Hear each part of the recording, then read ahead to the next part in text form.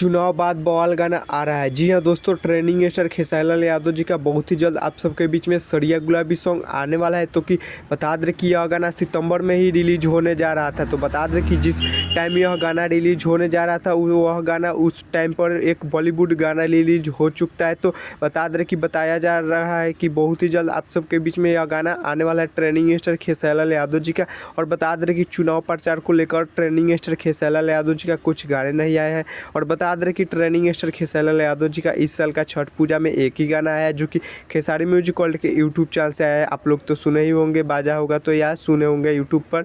बता दें कि आप सबके बीच में बहुत ही जल्द गाना आने वाला है ट्रेंडिंग स्टार खेसारी लाल यादव जी का। चुनाव बाद आप सबके बीच में रिलीज होने जा रहा है DRJ रिकॉर्ड भोजपुरी के यूट्यूब चैनल से। तो बता दें कि इस सॉन्ग को गाया है ट्रेंडिंग स्टार खेसारी लाल यादव जी और इस सॉन्ग को मिलकर गई है शिल्पी राज। तो आप लोग समझ सकते हैं कितना मस्त और ब्लास्टिक सॉन्ग होने वाला है।